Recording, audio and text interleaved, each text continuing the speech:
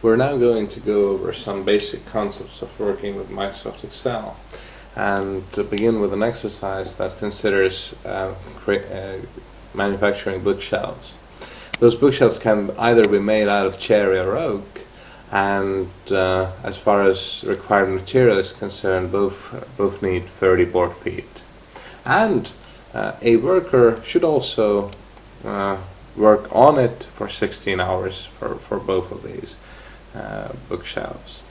We're going to calculate the costs of producing those over a number of years. So let us begin by considering a cost of 1 board foot of material out of cherry. It's $7.3, and oak is cheaper, it's $4.3.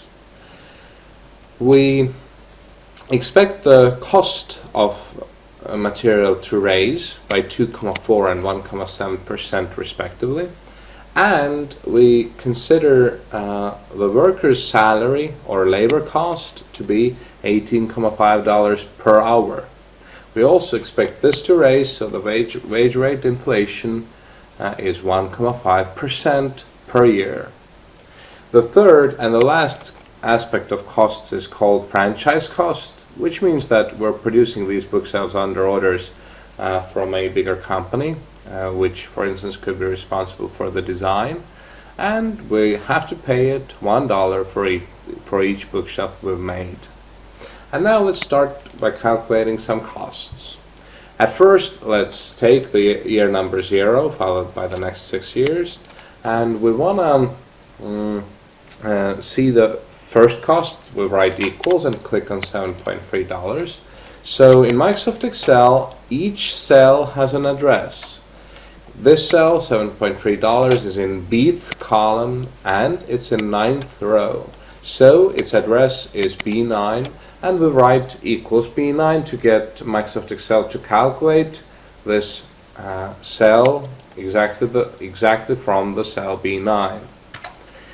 Our next goal is to get the price for the year number 1, and now we have to consider percentages, namely this 2.4%.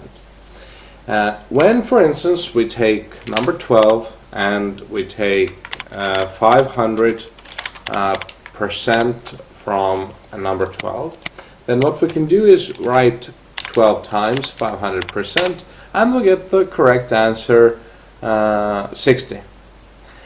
What turns out to be true is when we go to that cell and right-click on it and select Format Cells.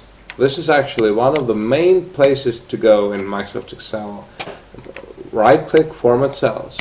Then here on the first tab called Number, we can tell Microsoft Excel what we exactly mean by this 500%. If it's a percentage, here we have it. But we can, for instance, turn it into a number, and as you see, 500% turned into number 5. This is actually natural, because if we take 500% from something, we are effectively taking 5 wholes of it. 5 wholes is 500%. And it equals 60. Let's say that we took not 500%, but instead 10%. Here it is, 10%.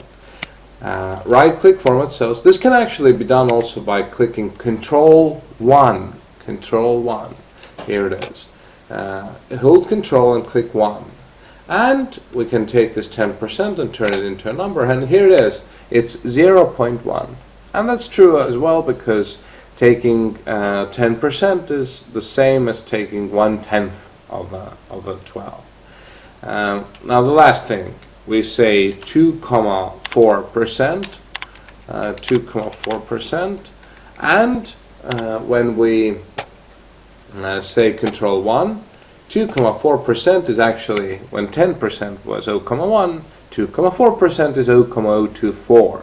So here it is. And what we want to do next is we actually want to increase the price by 2.4%, which means that we actually want, that we really want 102.4%. Here it is, We increase the price by 2,4. It is 102,4, which, when we take it as a number, is 1,024. And we get it by writing such a formula. Equals, this is the first year for cherry. First year for cherry. We're actually calculating right now the cost of 1 board foot of material. So first year cherry, we'll write equals, and we take the previous price, which is B21. We want to raise it, so we write equals B21 times parenthesis 1 plus this 2,4% equals the previous price times parenthesis 1 plus 2,4%. And here it is. The result is as follows. And once again, this 1 plus 2,4% is the same 1,024 that we spoke of. And we have the answer. Now the next issue, it's risen from 7.3 to 7.48. And the next issue is copying. We want to copy this formula, and this is done in such a way. We click on the formula and go to the right corner, the right lower corner, and the mouse cursor changes into a cross. We copy it. Here we have it. And now something's wrong. You see, this blue cell, which takes the last price, is moving together actually when we're copying. So it's actually, we intended that because we want to raise the last price by a little. And what we see is wrong, what we see being wrong is that the green cell moves together as well. And that's not what we expected. So what we should do here is we should somehow fix the green cell and let the blue cell move down. So we go back to the, here is the undo button,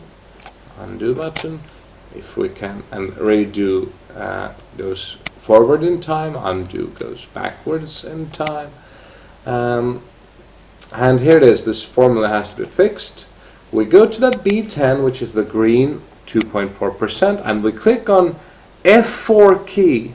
Here it is, F4 key. And it turns this formula into $B, $10. So it puts dollar signs in front of both B and 10. And now, when we go ahead and copy the formula the same way, we can see that the blue cell always takes corrected the previous price, but the green cell is fixed in its place and doesn't move at all. So here it is. And our next question is actually, what we want to do is we want to take the whole column now, and once again we're gonna copy. So we go to that lower left, lower right corner again. Mouse cursor changes into a cross, and we copy. And let's see if it works. It correctly takes the oaks price, so copying works to the left-right direction as well. It doesn't take the cherries price, but rather the oaks price. It worked. But now something's wrong.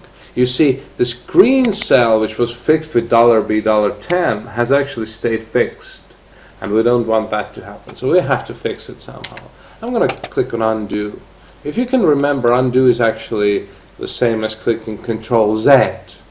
Control, hold Control and click on Z, or click on undo, which one is more convenient. And there's something still wrong with the formula. Now what we have to do is we have to go back to that B10, which is $B, $10, and we have to click F4 key a few more times until we reach a state where there is B with B, $10. This means that 10th row is gonna be fixed when we copy up and down, but B column is not gonna be fixed when we copy left and right. Let's see that. Let's copy this formula. Here it is. Let's copy this formula. Here it is. And what we want to do next is